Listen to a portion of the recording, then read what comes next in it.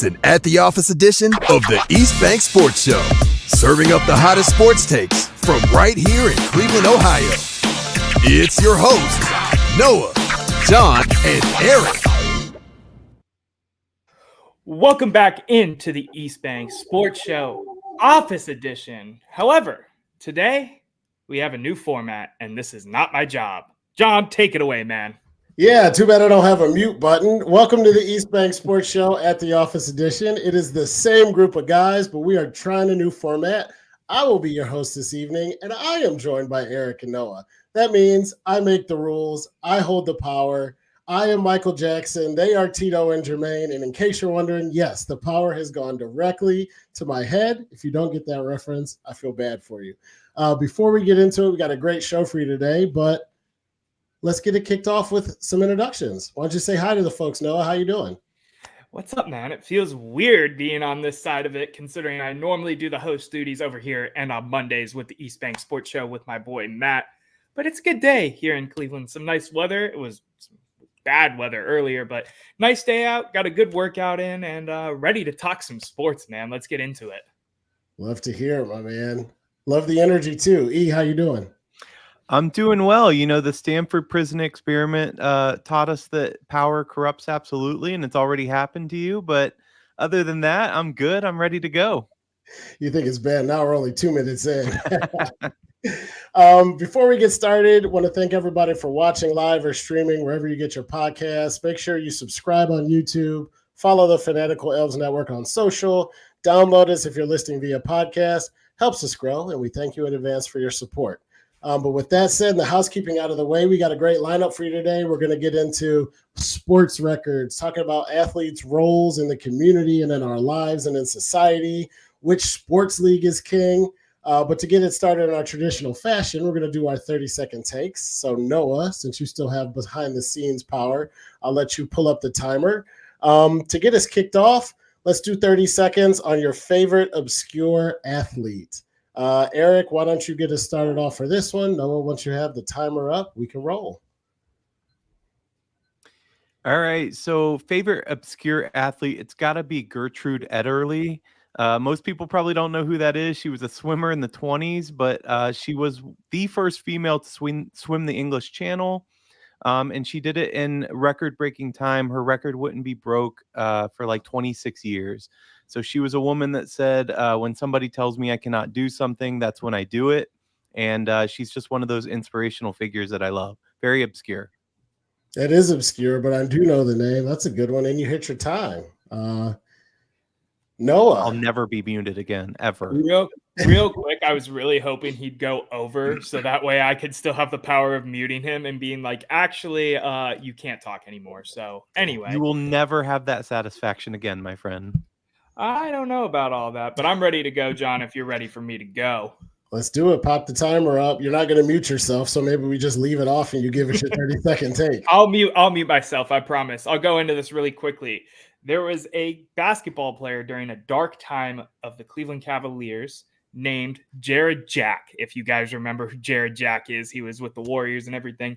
And I loved him when I was younger, not super young, younger, because he wore KD6s, one of my favorite shoes. So I want to shout out my favorite bench Cavalier, Jared Jack. Also shout out JT Barrett. He's not super obscure, but not a big name unless you're into college sports. Very nice, Noah. You hit the time, too. I do remember Jared Jack. I believe he went to Georgia Tech, if I'm not mistaken. I remember him in college as well. But, yeah, he was the only quasi-bright spot in an otherwise dark era for Cavs basketball, that's for sure. It's funny that we have those, like, little – like, for me, it was Andre Miller. I remember growing up, he was the Cavs star, but they were such bad teams. I mean, he was a stud, but we all have those names. I did go to the Cavs' last playoff game or series before the LeBron era. We were playing the Pacers. We had Andre Miller, Z, and I think we had Fat Sean Kemp on that team. They didn't do much. The Pacers had Reggie Miller. It wasn't much of a series, but shout out Andre Miller. That's a good pull. Yeah. All right, Noah, you want to pop up the timer for me? We'll hit one more, and then we'll get into the topics. 100%. Let's do it, John. Go ahead. All right, so I had a little bit of a hard time going with obscure player in a big sport or a big player in an obscure sport, so I picked two.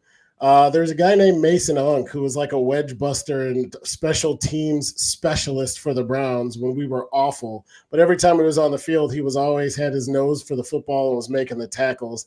So he's a Cleveland Brown. Nobody's going to know his name, but shout out Mason Unk. I don't know if chess is a sport, but I also said Magnus Carlsen just because he's dominant and a genius at chess. Yep. So the power that went to his head is now gone because I still can mute him. Anyway, go ahead, John. You're back. No, that's it. I think I got it all in. I didn't see when the host muted my mic, but I got it all out. I gotta say, I wasn't expecting chess. But man, talk about fun. I don't know if fun's the right word, but memories of the wedge and special teams, how far it's changed in just a couple years. Yeah. Short kickoff this year. Or short line kickoff. I'm so excited to see what that looks like on the NFL field. I know we've seen it, XFL, USFL, whatever the league. The UFL now, is that what it's called? I didn't watch it this year, to be honest. Regardless, though, I'm excited to see what that looks like with the premier football players doing what should be a more exciting kickoff rule, since we were talking special teams.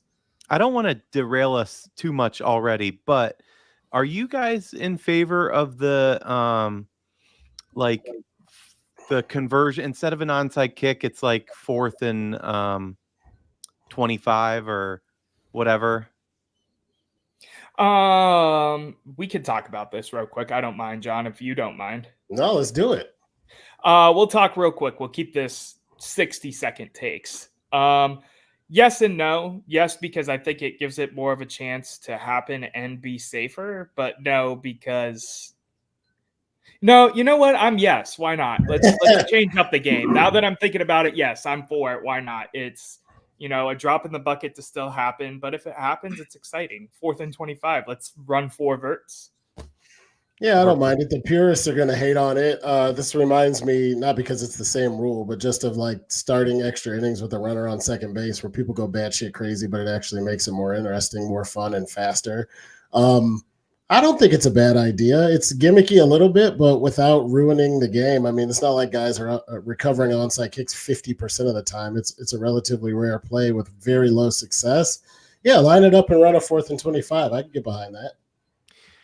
I think that's the people's hesitation is that it would be a higher percentage probably converting that than an onside kick. Yeah, I wonder. We'll have to get into that in another show because I would bet if I was a coach and you said you could pick, I would go onside kick and feel like I have a better chance of recovering that than 4th and 25. That's a lot of yards. How about we table it and use this as a topic potentially next week when the Browns hit Greenbrier, and we can talk a little bit more football then. Sounds good. All right. In the meantime, let's get into our first topic. So as we all know, LeBron scored 40,000 points, and it got us talking behind the scenes about sports records, right? There's these records that are obscure that nobody pays attention to, but then there's the big numbers, right? Scoring 100 points in an NBA game, or how many rushing touchdowns or passing yards you have. So the first topic for tonight is, what is the most unbreakable sports record? I let you kick off the 30 seconds. So Noah, in your first role as non-host, why don't you get us started on our first topic? Yeah, so I was sitting down and I was pretty adamant on one of these records being my answer until literally I was taking a shower maybe 15 minutes before me and you got on, John, and started talking about, hosting and flipping over so you could get your shot at it today, right? The answer in my mind automatically when I think about this, right, is the 100-point record that you alluded to. It was done, I forget what year, I don't have it pulled up right this very second. And we've come relatively close, the Kobe game, but even then it was still 19 points away. And with the amount of, pure athleticism entering the NBA now, I just don't see it happening.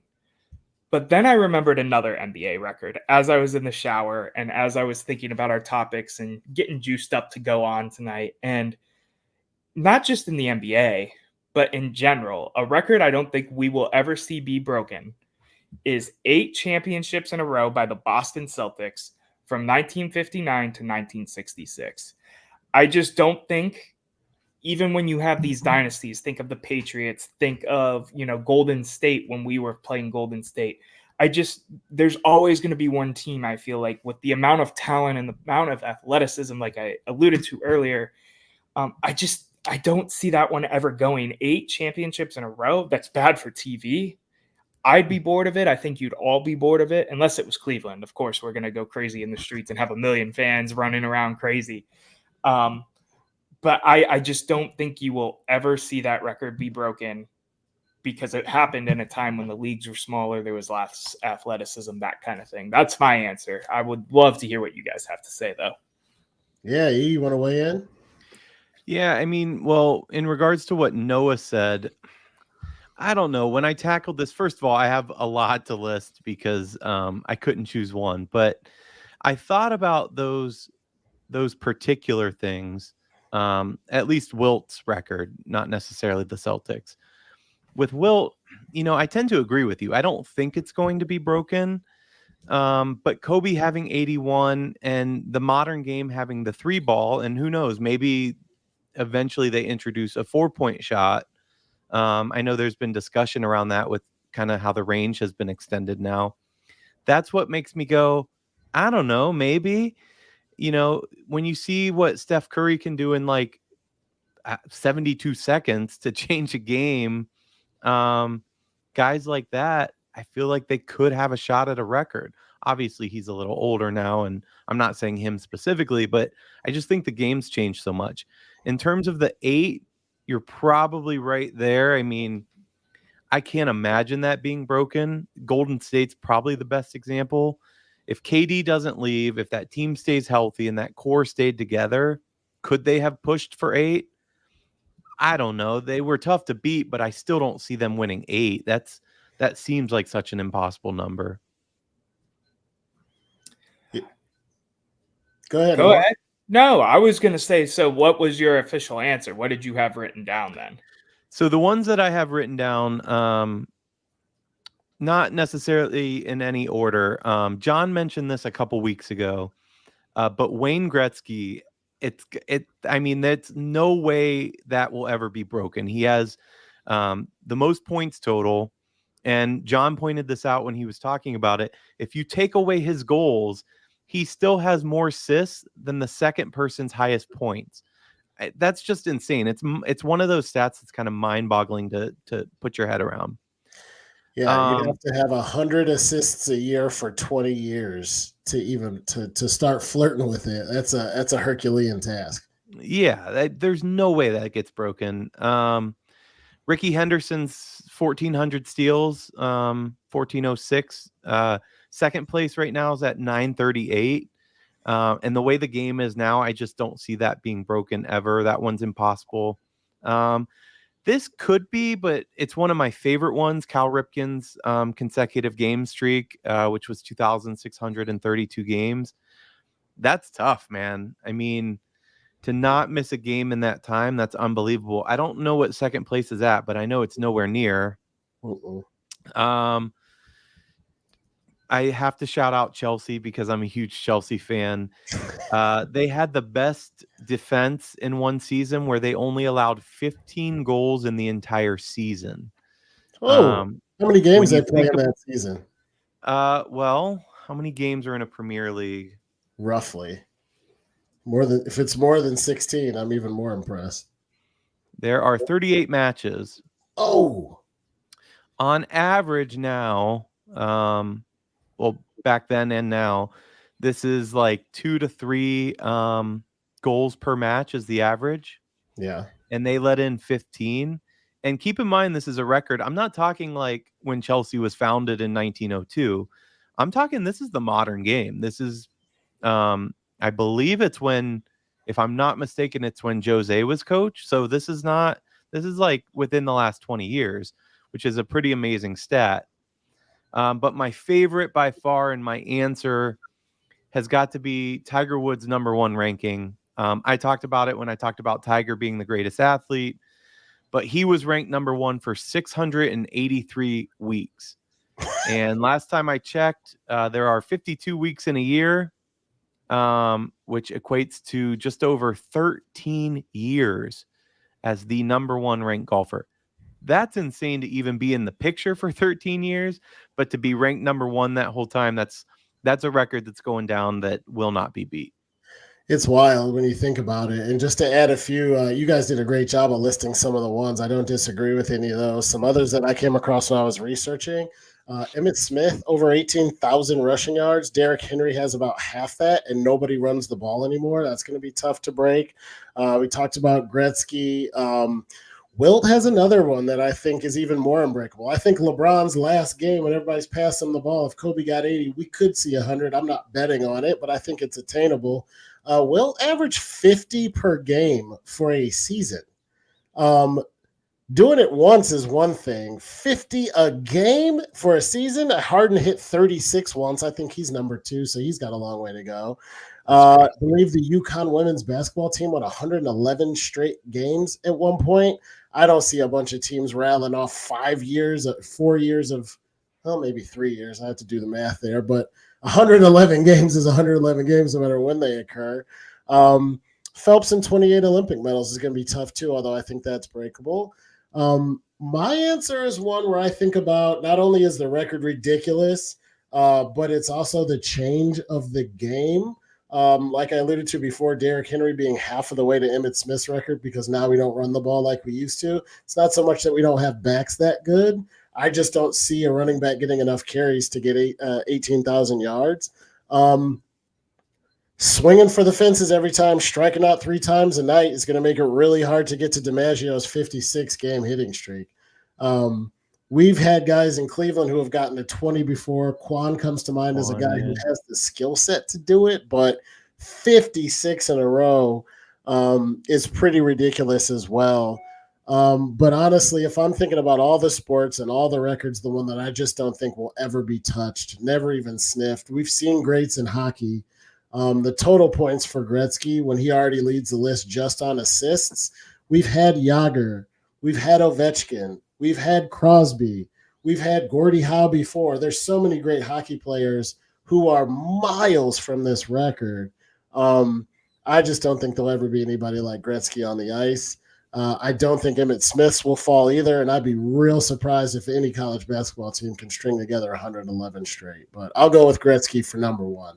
You know what? I knew you were gonna go hockey just based off of how some of our conversations have gone the last couple episodes. That's just my thought. Erik, I'm sorry I cut you off. Go ahead, man. Here's the thing, though. Like, Wayne Gretzky was clearly the greatest hockey player ever. I mean, he is the GOAT. But I had to preface because the game's changed in the sense that athletes in general are better and more athletic now. When you're in the 2000s, I mean, look at LeBron and what he's been able to do.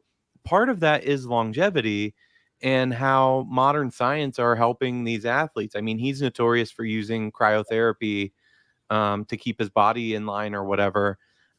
I think it makes it tough to compare across sports sometimes, but also when you have a hockey team that you're playing against that have, it's not farm leagues anymore. And I'm not saying it was back then, but like DiMaggio is a good example.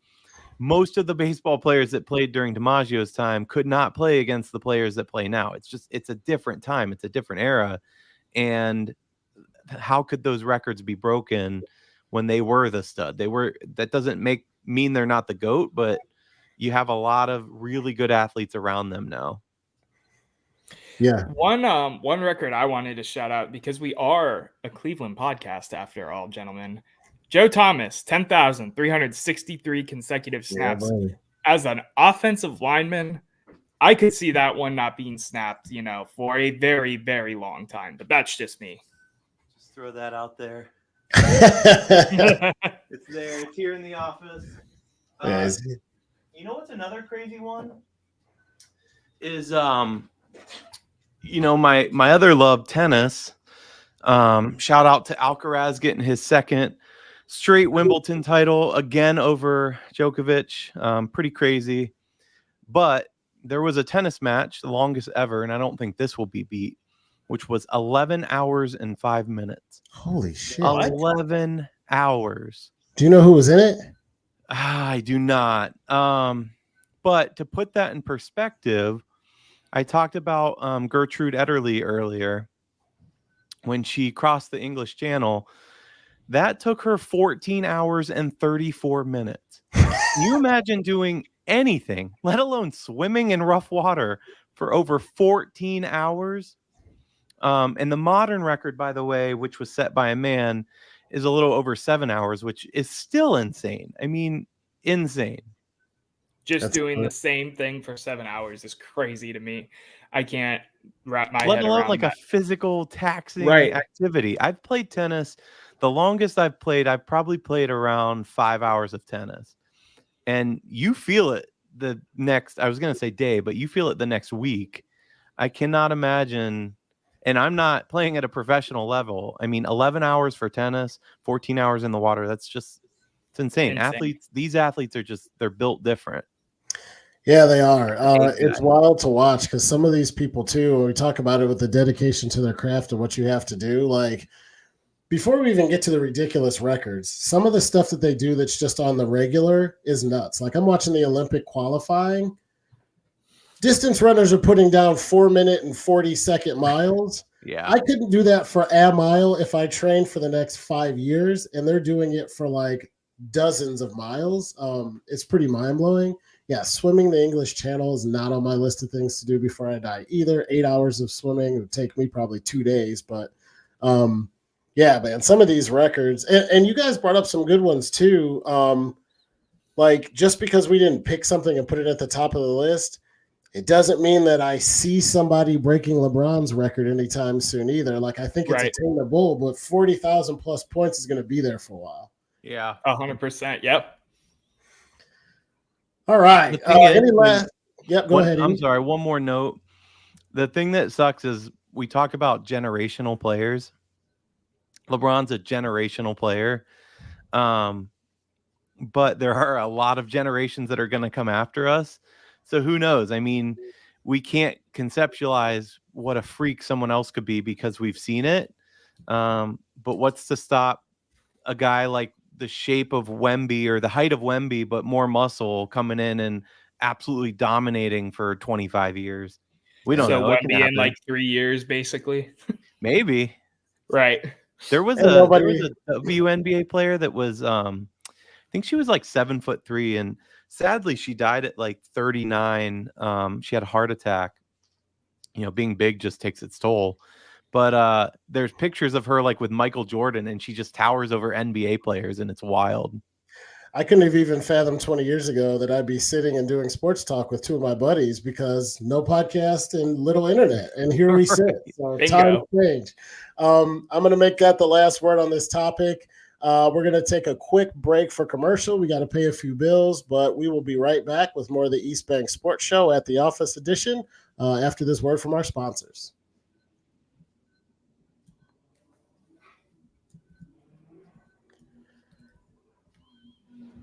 All right, and welcome back to the East Bank Sports Show at the Office Edition.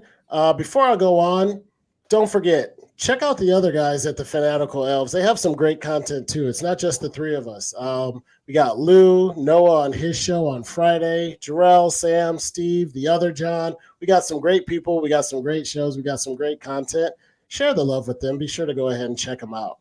But with that being said, let's get into our next topic. So we've talked about this before. In the age of 24-hour news cycles, social media, people being more accessible than ever. We talked a little bit about this even with Caitlin Clark a couple weeks ago. The question is, should athletes be role models? We've hit on this tangentially in the past. We've never discussed it directly. I'm anxious to hear what you guys have to say about it. Since kicked us off. Oh, no, Noah kicked us off last time. Erik, why don't you get us started on this one? Yeah, so again, I can't give you a straight answer on this one because there's nuance here. This topic kind of stemmed from Charles Barkley's comments, if you guys recall, talking about how athletes aren't role models, stop looking up to us kind of thing. Obviously, he's in the news every other week for something he said. Here's the thing. Can athletes be role models? Yes, absolutely. I think that that they can and oftentimes are, but do I think we should teach our kids to idolize athletes as role models? No, absolutely not. First of all, if and when I have kids, I don't want the pinnacle of who they look up to be as people, to be athletes just because they're good at a sport. I don't think that makes any sense from a cultural standpoint. I don't think it makes any sense from what we're trying to teach our kids to be and who they should look up to. And sometimes there are athletes that they transcend sports, right? The person that came to mind as soon as I said that was Muhammad Ali for me. Sometimes there are athletes that make it bigger than the sport. But if I had kids, which I don't, they're little brats that whine and take all your money. But if I had them, John's like, I know, I can't say it out John, loud, but I know. that's right, right.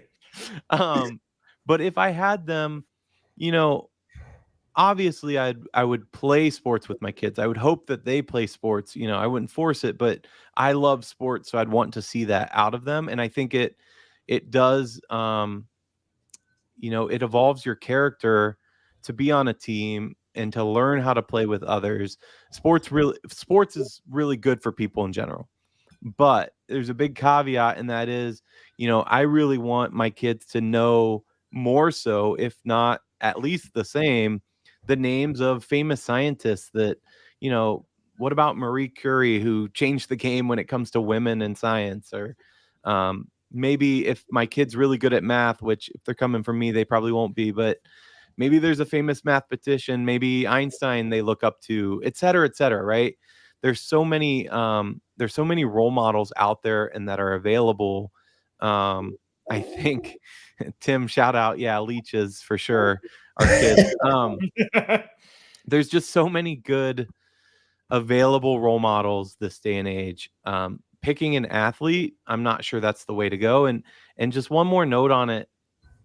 There's a culture around professional athletes, and that culture is money and fashion and chains and you know, fast cars and et cetera, et cetera. It seems like a lot, I'm not saying all athletes, but a lot of athletes, most athletes, they play the game of keeping up with the Joneses. And they're able to do that because they're multi-million-dollar athletes until they get out and they realize just how far their money goes. A lot of them, unfortunately, waste it. But I don't want that particular brand of humanism to be what my kids are looking up to. I don't want them to be like, hey, I want to go get a chain and wear Gucci and all this crap, because that's not what matters in life. And that's not what I would stress to my kids. So should athletes be role models? If they want to be, that's great. But I think they need to live up to that role model image if they're going to be. And to do that 24/7, that's a tough ask. So I don't know. The problem is social media has changed everything. That it's ruined everything. Social media has ruined a lot. I'm going to jump in here because in a rare moment, I disagree with almost everything you said. Life is not about Gucci and chains and keeping up with the Joneses. You're right about that. Two things can be true at once. My kids are my pride and joy and the accomplishment of a lifetime. And if I do nothing else right, they mean everything to me. There are also mooches who take all my money. So two things can be true at the same time there too. But I think there's something in the disagreement that comes down to semantics or wording. When I think role model, I think somebody who you can admire, look up to, and learn from. I don't think perfect. If you're looking for a perfect role model, you're going to have a really hard time. Whether that's your parents, because there are bad parents and people who aren't great moms and dads, whether that's politics, whether that's Marie Curie, you know, maybe she had a cocaine habit. She was just brilliant scientist. Like everything somebody, I'm making that up, by the way, everything somebody does doesn't necessarily have to be good for them to be a good role model. I don't push my daughters to do much of anything other than, you know, be respectful, be on time, not be assholes, and care about other people. I try to let them find their own way. So I would not push them to look to athletes. But if they look to athletes, it's the point that I made to you off air, Erik. It's not so much like look up to Caitlin Clark because she's got money and she's a basketball player. It's look up to Caitlin Clark because in the history of sports, women haven't mattered and now they do. And she pushed forward and did something. So now that people who look like you, my kids, are having success, that's an inspiration. Obama winning the White House, Jackie Robinson in baseball. These are some people who mean a lot to me. I just think you have to be a little bit careful. When I think about the impacts that sports have on social interactions in society, is Jesse Owens or Michael Phelps or Lou Alcindor / Kareem or Muhammad Ali or Serena Williams or Shaq's philanthropy something to aspire to and look up to? Yeah. Now, are there knuckleheads everywhere? Sure. If Antonio Brown or Ja Morant is your current pick, it's a tough look, right? You might want to move on from them. But the other piece of this that I disagree with is in thinking through the fact that humans are imperfect people, it's that even when people fall, it's a good lesson. If you have parents who get divorced, you still learn because you know what maybe you don't want to do in your marriage, for instance. So Kobe Bryant can be a role model, not only for his dominance on the court, his commitment to his craft, but for how he bounced back from what happened in Colorado. Michael Vick, it's one of my favorite redemption stories in the history of sports. He was a great quarterback before. He fell completely and totally from grace, was an absolute pariah, and came back. He learned, he got better. In life, I think what we're trying to do is just keep learning and getting better, and that the comeback is better than the setback. Americans love a good comeback story. Now, if my girl said name 5 people to look up to and you can't change the list, I wouldn't load it with 5 athletes. There are definitely some people who are not worth our admiration. But if my oldest daughter, she was born on December 30th, which is also Tiger Woods' birthday, which is also LeBron James' birthday. And since she was born and started watching sports, we've gone back and forth on whether or not these people are folks to admire, right? Tiger Woods backing out of the driveway, LeBron with the decision, very different from a moral standpoint, but still not the best look in the world. So I think we got to look at these people, realize they're human. They're a microcosm of Americans and of people in general. Hard work, dedication to your craft, learning and getting better at every turn is great. And sometimes people do a really good job and get it right. There's not a lot of people with bad things to say about LeBron and Tom Brady. So, unless your number one person on your list is like Jesus, I don't know who you're going to find who's perfect.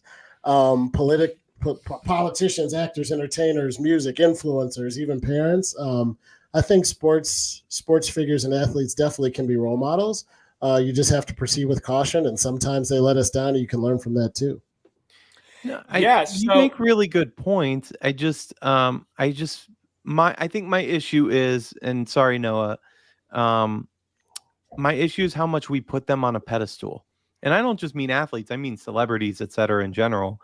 We place them on a pedestal like this should be your idea of role model, when reality is so much different. Our kids are not going to be professional athletes. They're not going to be the next big actor. I think we oversell the American dream sometimes, in that you can do anything you want.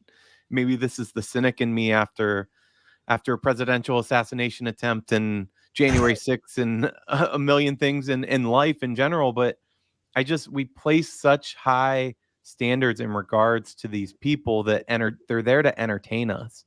I think if you told your kids you can't be an athlete, you can't be an actor, you won't be the next president.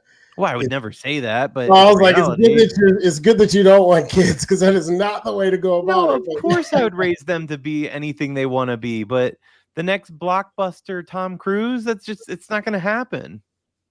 Glad Tom Cruise's parents didn't tell him the same thing. Noah, ring in here. Right. No, yeah. First of all, you're very cynical. I don't get why you are against, letting people live up and try to go for their dreams. I think there's twofold to this. That's not question, quite right? what I said, but go on. That's what I took out of what you said. Okay. So I think there's listen these days. Right. Oh, here we go. I could still date you guys, even though I'm not playing host today.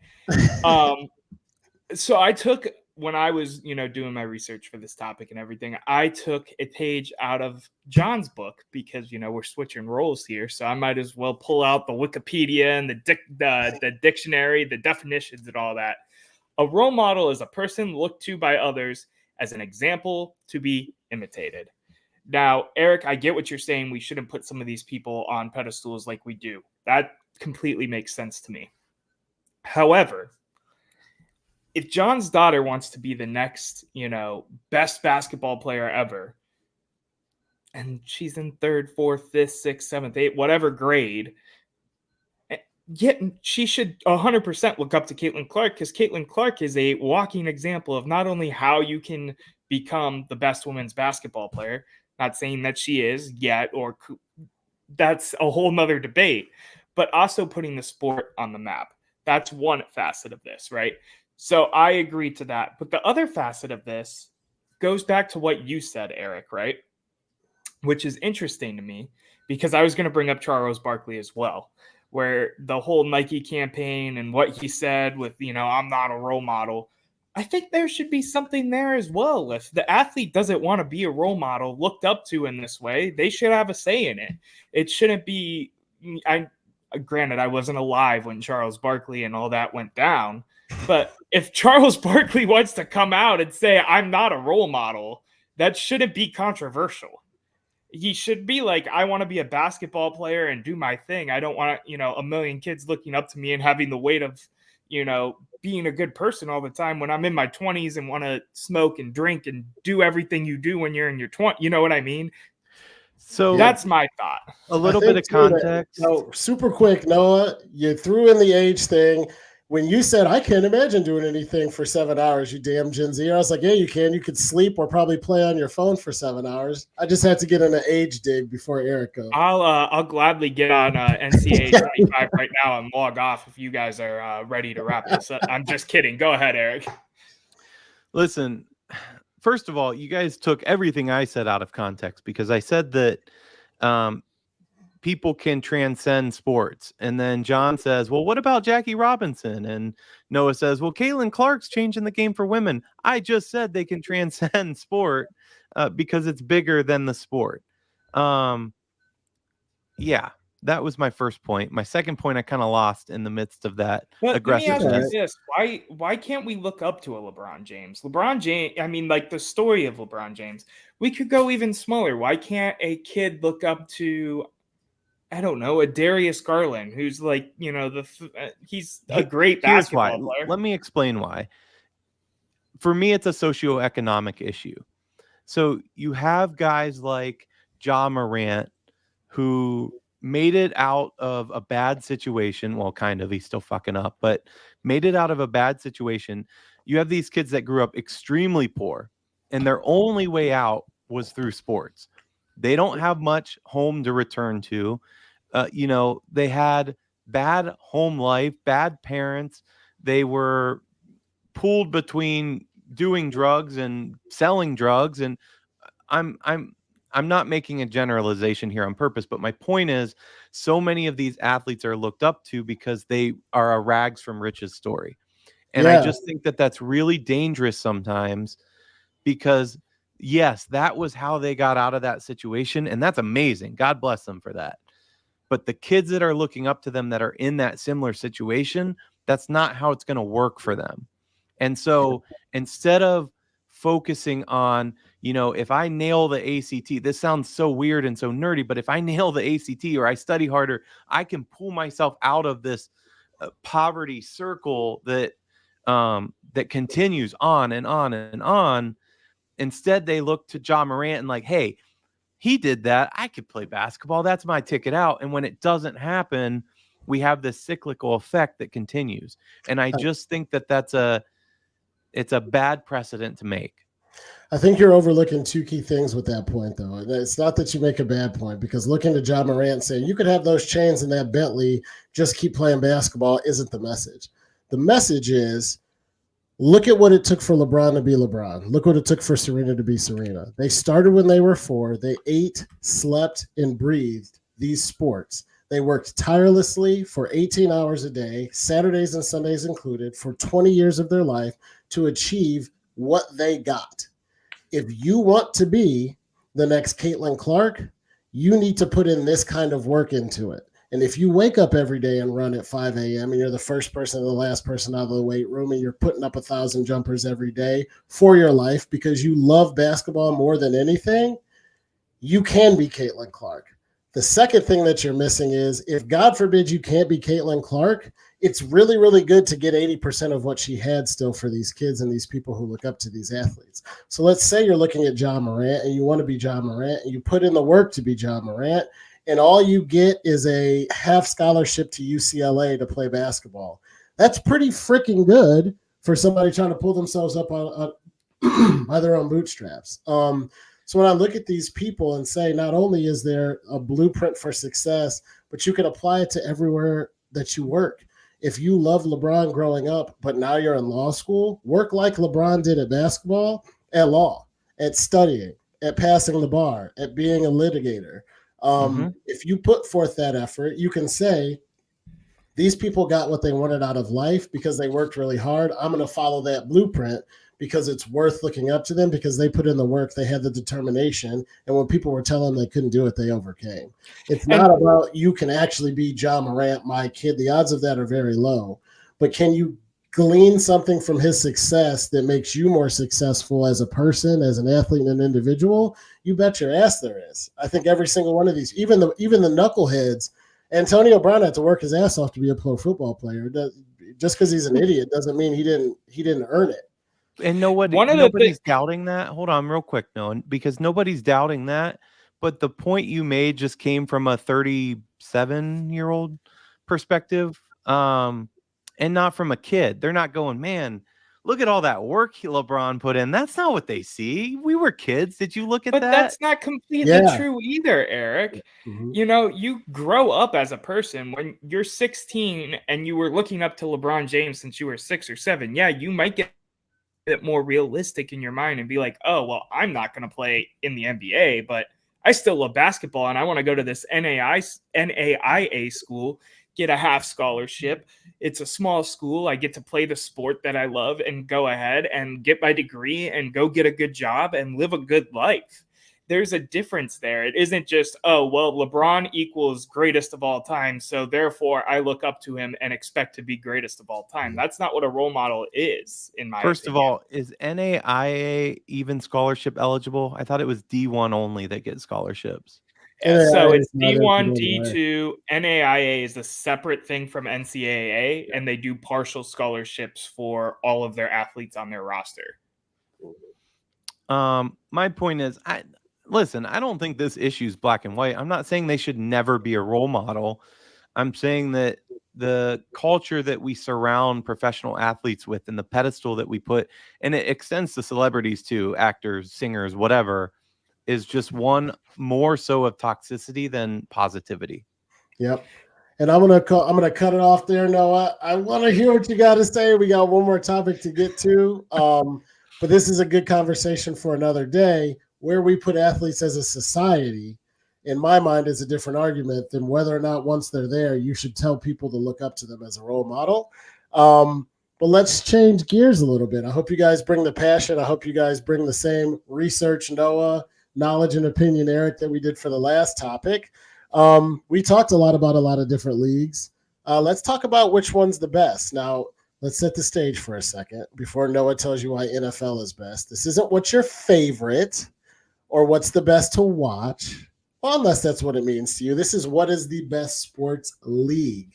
Not to tell you can't say NFL, Noah. Why don't you go ahead and get us started?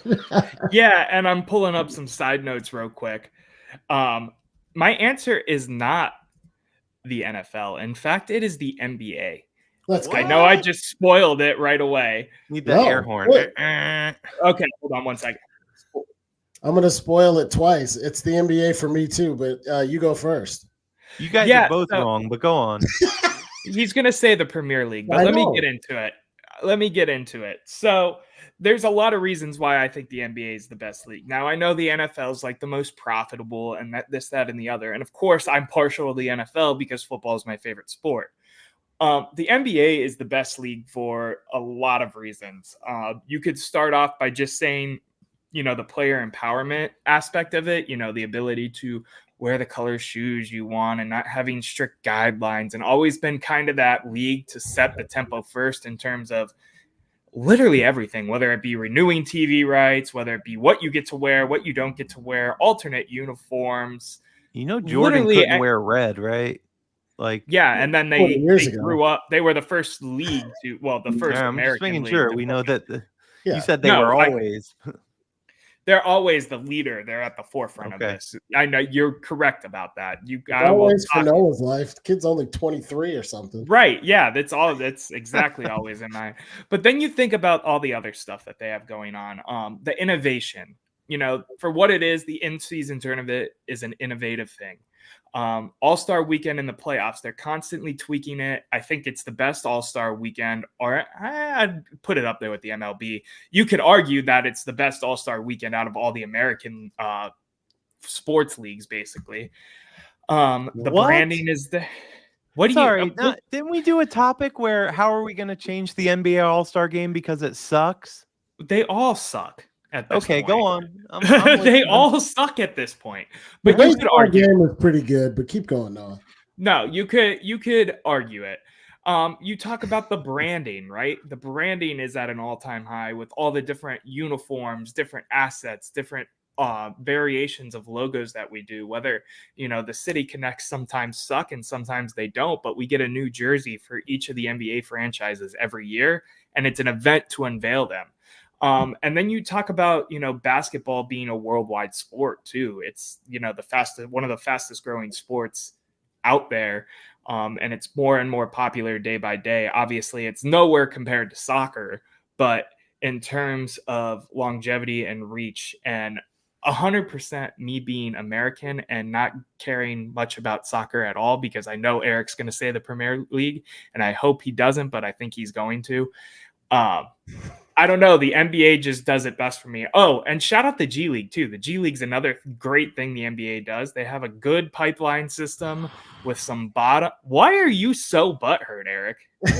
No, do go ahead. I'll shut up. I'm ready to hear you. No, please keep going. Please keep going. For all my reality TV people out there, and I know there's not going to be a lot of overlap in this because this is a male-dominant show according to our metrics. Eric, you look like Rob right now with all the eye rolls from Love Island. So please go ahead. I'm ready to hear what you have to say. I want to hear John's first, since his is the NBA too. Yeah, I don't want to repeat what Noah said because this whole host and not going first thing throws me for a loop because you read half my take. We're so aligned on this. Well, but I'll give you the little, buddy. Yeah, I'll give you the little pieces that I kind of thought of outside of what you hit. Because player individualism, the jerseys, the in-season tournament, trying to make the product better on court. To me, the best league is the place where the owners, players thrive, and it's harmonious. And the NBA is the best far and away. The NFL has the best on-field product, mostly because there's only 17 games. It's perfect for fantasy. They don't have to get through 82 games. And if the NBA does have a flaw, it's how to make 82 regular season games matter when 2/3 of the league is going to make the playoffs. But the NFL has CTE. They constantly screw players. If your socks aren't the right height, you're getting fined. The salary cap deflates salaries for players. Baseball's the other way. The players have too much control. They do whatever the hell they want. Teams like the A's have no shot in hell. Big markets get too much of an unfair advantage. There's way too many games, in my opinion. NBA players make crazy money. The league makes crazy money. The stars are international and not just domestic. It's a big piece of it. LeBron is the biggest athlete in the United States by far. Because nobody watches football and very few people watch baseball outside of the United States. NFL is king from ratings, and if we could wave a wand, though, and I could say, what league would you want to play in? It's either the PGA or the NBA, and the rest aren't even close. So I agree with everything you said, Noah. I would add the fact that the union and the relationship with the league is stronger, and the salaries are getting out of control, which is great for players. It's not much the NBA is doing wrong right now. All right, Eric. Let's roll the eyes back in. He's going to say live golf. Live golf. What is the best sports league? So listen, I did not pick the Premier League, although I do think that the Premier League could be up there in terms of viewership, in terms of money. They do the same thing with jerseys, which are called kits in soccer. You get 3 new ones a year, not just one. There's a lot of drama there. There's a lot of the trade block each summer is always fascinating. But I did not pick the Premier League. I did indeed pick the NFL. Listen, what, are you shocked? Yeah, Yeah, literally. All right. Well, hear me out. You guys keep saying, first of all, you keep saying, well, if it were ratings, if it were money, well, it is all these things. So I took at it as, what is the best league? First of all, it is my favorite league to watch. College football and NFL, that's my weekend in fall and winter. And it's not because there's a lack of anything else to do. I'd be doing that if it were herring in summer too. I don't know how you could pick a league other than the NFL when they literally own a day of the week. They, other than Jesus, who can say that? And they kind of stole it from him. NFL Sunday is more ubiquitous than Jesus. Shout out That's Jesus. That's the second JC reference today. I Go know. I ahead. just figured we'd keep it Right. going. It's a marketing behemoth. It's a ratings behemoth. Just when you thought it couldn't reach more of an apex, you bring in my girl Taylor Swift. She makes it even bigger. I mean, it is just such a cultural icon sport that a little bit it transcends America. I know the rest of the world doesn't care about the NFL at all, but the stars do get play in the rest of the world, and they are big stars. I'm not saying they're as big as LeBron. LeBron is probably the biggest star in all of sport, period. Maybe Ronaldo, Messi could touch that. But he's up there, and if you go to China, everyone knows LeBron's name too. But the NFL, I mean, from a marketing standpoint, think of the Super Bowl. It's one event that's watched by more than anybody, any other event. I don't know if this is true or not, but I'm pretty sure it's watched by more people than like the World Cup final. You'd have to fact check me on that one. But it's an event where brands, I'm an advertising guy, brands wait all year to spend $6 to $8 million for 30 seconds. That's insane. So from a watching standpoint, it's the most fun to watch. From a dollars in marketing perspective, it's by far the highest. From an advertising perspective and media perspective, they own a day of the week, and then they own the biggest event of the year. Everything leads up to that Super Bowl Sunday. And then they try to own other parts of the year with the draft and et cetera, et cetera. I just don't know how you can't pick them as best sports league. Now, I took it from a perspective of all of those things coming together as one, and not from a, are they best for the players? Do they have the best union? Well, no, of course not. It's modern gladiatorial combat. And there was, I think we talked about this before, but there was a really good 30 for 30 or the ESPN News, whatever those things were, E60, I think it's called, that broke down that it's basically modern day Rome. These white owners pitting these guys against each other in the arena, and it doesn't really matter who gets killed or whatever because the money's flowing in. So there is a moral aspect of it, but that's not how I approach the question. I think it's clear though, the NFL's tops. Yeah, so I disagree with you as the resident football guy. And John, I'm going to let you piggyback on me because I think we're on the same side here. So I love this. But I just don't think you can pick a league whose nickname for its acronym is the No Fun League. It is literally nicknamed the No Fun League. That automatically trumps every point you made, even though I agree with everything you said. And I think this is as volatile as a volatile subject can be.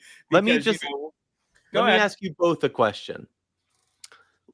This past season, did you guys miss any Cavs games? Were there any Cavs games that you didn't watch? Yes. Most of the home games I was there because I worked it. But yes, I did miss Cavs games for sure. And I get it. It's a longer season. But do you have somewhere else to be, buddy? Okay. He's no longer with us. All right. I guess I'll ask this to John. Did you miss a single Browns game last year? Nope. No, I did not. I'm back. But that's a two. So I see what you're trying to do here, but it doesn't add up. That's like me saying, oh, you know why the NBA is better? Which league did you watch more games? Did you watch more Cavs games last year or Browns games? Well, obviously it's Cavs because they play 82 and not 17. Okay, let's take the Right. games out of it then. I'm the devil. I just arrived from hell. And I'm telling you both that you can only have one Cleveland sports team now. I'm taking 2 away. They're never returning. Which one do you pick? Between the Cavs and the Browns? You get one Cleveland sports team. That's not fair because my answer. It's the goddamn Cleveland Browns, and we know it. We went from shouting out Jesus Christ to saying goddamn on air. But anyway, that's why I was careful when I set everything up to say this isn't what's your favorite. The Cleveland Browns are my favorite Cleveland sports team. The question the NFL's was, my what favorite is league. the best sports league? And that is not the same. And everything, frankly, that you said is true, but everything that you said is a marketing standpoint. You talked about money, you talked about ratings, you talked about games. You didn't talk about the fact that the players can't stand the owners. You didn't talk about the fact that the salary cap artificially deflates salary. You think the NBA players like the owners? The NBA players like the owners a whole hell of a lot more than the NFL. You think LeBron likes Dan Gilbert? Come on, listen. First of all, I know I was setting up straw man arguments there, but I know you're new at this hosting thing, John, but if you're going to do it, you're going to have to clarify on these topics then. You can't add addendums after the topic goes out. Right off the bat. I had the topic like 72 hours ago. The topic was, which is the best sports league? Not with addendums after it. Okay. Well, which is the best sports league, not which is the best at marketing. By the way, hey, Tim. Listen, I get what you're saying. Oh, okay. Whatever you say. There you go. Are you happy now? I get what you're saying, Eric, and I think there's definitely an argument to be had, even when me and John are like the no fun league and this, that, and the other, to say that the NFL is the best league because it's the most profitable. It does the best marketing dollars. Despite all of the headbutting between players, owners, et cetera, media, whatever, we all still tune in and watch it. That being said, the amount of problematic things that go on with the league, that go on with the sport of football, that I will openly admit as, again, the resident football guy, when you look at a league that is firing on all cylinders and trying, I think is the key word for me, trying to do the right by the fans, the players, the owners, blah, blah, blah, blah. You can't go wrong with the NBA. I mean, even look at the bubble. We came up with a solution for one of the toughest times so the fans could still watch basketball, the players could still get played and win a championship, and the owners could still make money. We did that. They did that. I don't know why I'm claiming to be a part of the NBA. I'm not. They did that. The NFL would probably wipe their hands and be like, season ticket holders, it's going to your deposit next year, because I've heard them say that before. I get what you guys are saying.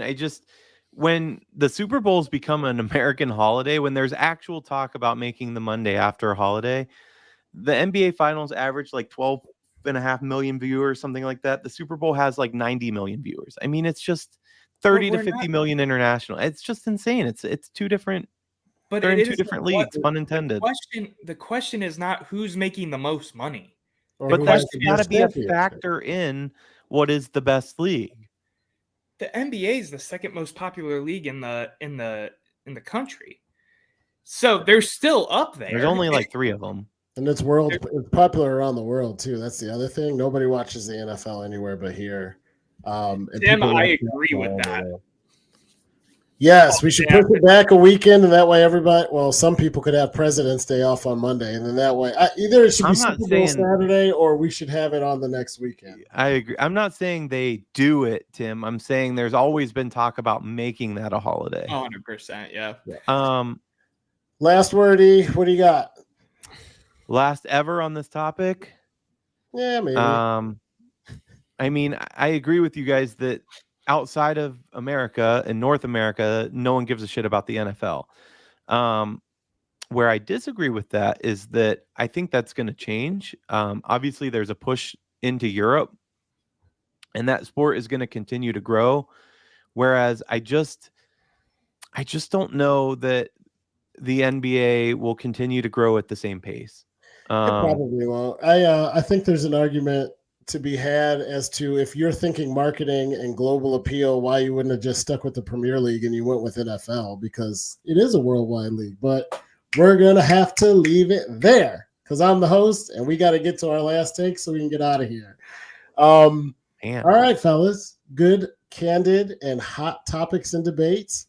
What are you burning on? What's top of mind? What are your hot takes? Keep it spicy. E, go first. Keep it spicy. All right, listen. I mentioned that Carlos Alcaraz won Wimbledon, which is very cool. He's such a good player, but I'm going to go on the record and say that I think he will win more majors than anybody, including Djokovic, who I think is done, actually. I think he just needs to hand over the torch. He had knee surgery. I get it. He just came back. It's amazing what he's doing. But when Carlos's game is firing, holy shit, is it firing? And guys have said that when Djokovic lost, he said, listen, this guy's serve was on today and he's just unbeatable. He makes these shots that look easy. It's like if you combine the three greats into one person, that's Carlos, and he's still young and he's still getting better and he's already winning everything there is to win. I think by the end of his career, barring like major devastating injury, he'll be the GOAT. Love it. How about you, Noah? Yeah, my hot take, I'm going to keep it real spicy today, is that Erik was completely wrong the whole episode. I had to come at you just because we butted heads pretty hard today. My hot I'm take hosting this bitch next. Here we go. Sure, when I asked if anybody else wanted to take host. Hey, who volunteered first? You, off the dot, and I loved it. You did a great job, John. My hot take of today is going to talk about, the one thing that's been on my mind all week. No, not my girlfriend. No, not the looming NFL season. No, not the ice cream in the fridge. College football 25. Whatever. College football 25 is here. It has grabbed me by the throat and choked me, and I am just completely here for it. This game has been fantastic. I've been having an absolute blast. Yes, you can laugh at that joke. I know what that sounded like. It's okay. The game was fantastic. And, I've been loving it. And my hot take isn't really hot. It's going to be the game of the year. The sports game of the year is 100% going to be NCAA football 25. I love it too. Is Grand Theft Auto coming out this year? Because I said sports game of the year. Oh, okay. Sorry. Anyway, so. I was like, to wrap us up, my hot take is Ingrid Andress. I don't know if I'm saying her name right. I don't care. She was the worst national anthem singer in the history of North American sports by so far that I can't even think of another individual to put in her category. Fergie and Carl Lewis are so much better than what this lady did at the Home Run Derby. It is unbelievable. I've heard takes on the national anthem. Let's not even sing it before games because sometimes people kneel and it's controversial. Do you stand? Are you talking? People seem to fight over it, and it's stupid anyway. The fight, not the national anthem. If we're going to play it, let's do it right. Let's think about why we're doing it. Let's think about the military and the people who have served and the people who represent the flag and who the flag represents, who have a passion about this, and put somebody out there who's going to sing the song like it's written. This was gross. It was like a cat yodeling while being choked underwater. I cannot explain to you, and I would say go look it up on YouTube, but don't. You'll thank me. Don't. This lady apparently was nominated for Grammys. I'm guessing it was either for lyrics or the stuff was in Braille because it's damn sure not her voice. It was awful. Sing the song, do it the right way, show some respect to the country and the flag, and let's play ball. I never need to see anything like that again. Yeah, listen, when the national anthem plays, and I don't want to be on a soapbox too much for a second, but what's great about our country is and it's always been what's great about our country is what it can be. Not to get political or talk political sides, but it's always been that shining city upon a hill. And, one of my least favorite arguments that people bring up is when they say, well, if you don't like it, move. No, the whole point of our country and what we have is that if we don't like it, we can change it. And the epitome of that is when you're at a sports stadium in a game and they're playing the national anthem and the entire crowd is quiet with their hand on their heart and the jets sometimes are flying overhead. I mean, it gives me chills right now just thinking about it, and I'm not in the stadium. It's one of those things that we've talked a lot about, things that transcend sports. But think about that Yankees game after 9/11. These are things that do matter. And even if some sides try to co-opt it, this is America at its core. And you're absolutely right. It was a disgrace. And that shit apology was just as bad. I don't know how we don't do auditions for this, but it should be taken more seriously. I appreciate it. We ended where we started, even though we disagreed for the better part of an hour. We're on the same line on the last topic. This has been a blast, Noah. Thanks for letting me host, brother. Thanks, Eve, for providing some spice in your takes. Thank you most to our listeners. Don't forget to like, subscribe, download, follow wherever you listen. But until next time, you guys take care. Be good to yourselves and each other in the worlds of Jerry Springer.